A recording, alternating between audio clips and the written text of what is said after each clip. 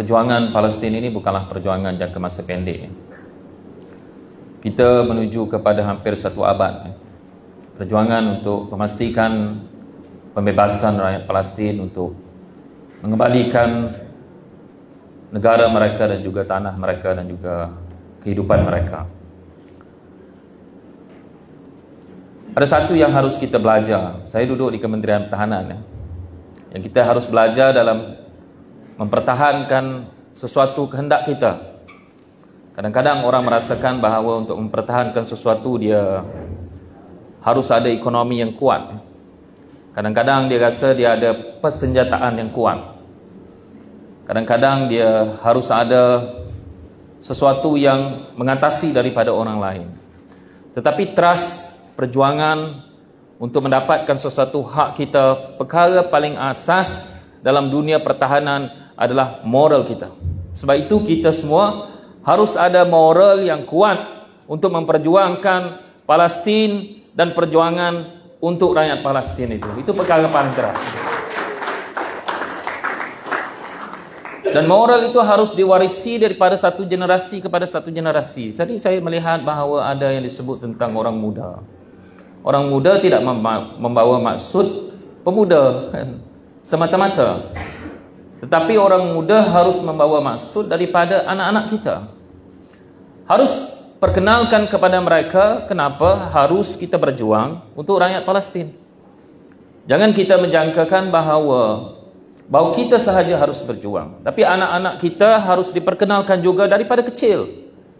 Seperti mana kalau saya pergi ke selatan Lebanon itu, tanyalah anak-anak kecil di Lebanon itu bagaimana mereka dilatih. Bila mereka melihat tebing barat, bila mereka melihat negara di sebelah daripada itu yang berpagar itu, tanyalah kepada mereka, itu negara mana? Mereka akan jawab, itu Palestin. Ini perkara paling asas dalam moral kita. Mereka tidak sebut itu Israel dari kecil, kerana itu latihan yang diberikan kepada kita. Sebab itu kita harus ada itu. Moral paling penting. Sebab itu kalau kita belajar dalam sejarah Islam, bila ada moral, pelepah tamar pun boleh jadi senjata. Ini perjuangan itu. Aset, kemampuan, keupayaan, itu semua perkara secondary. Perkara pertama yang saya sebut adalah moral kita, keinginan kita, kesungguhan kita. Sebab itu perjuangan Palestin bukan sahaja perjuangan kepada umat Islam, tetapi perjuangan Palestin adalah perjuangan manusia sejagat. Kerana apa? Kerana kita bukan sahaja mahu membebaskan Palestin, tapi kita juga, perjuangan kita harus membebaskan dunia ini daripada kezaliman, kejahatan, penindasan dan penyalahgunaan kuasa itu. Sebab itu saya yakin bahawa perjuangan Palestin ini bukan sahaja disokong oleh masyarakat Islam, tetapi disokong oleh semua orang yang ada kefahaman tentang apa? Tentang kemanusiaan. Sebab itu selalu disebut oleh Saidina Ali dikala dia menghantar surat kepada Malik bin Ashtar. Panjang surat itu. Sebahagiannya ada disebut dalam segmen-segmen, termasuk yang amat berhormat Perdana Menteri pun ada menyebut. Banyak segmen itu.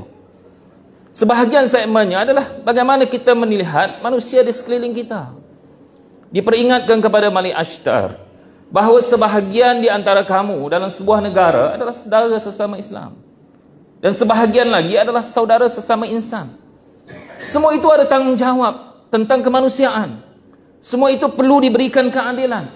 Sebab itu dalam perjuangan membebaskan Palestin ini juga, kita harus memberikan kefahaman kepada semua pihak supaya sama-sama berjuang.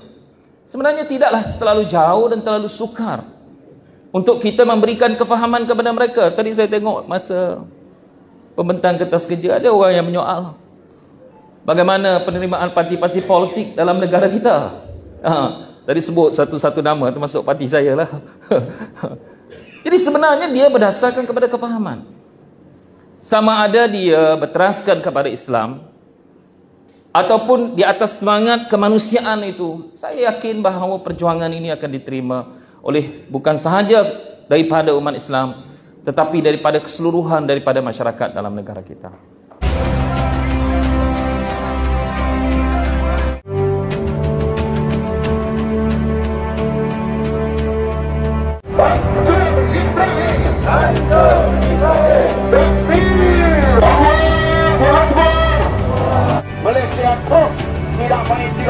air dan kegiatan tidak mengikirkan Yesus sampai bila-bila, insya Allah.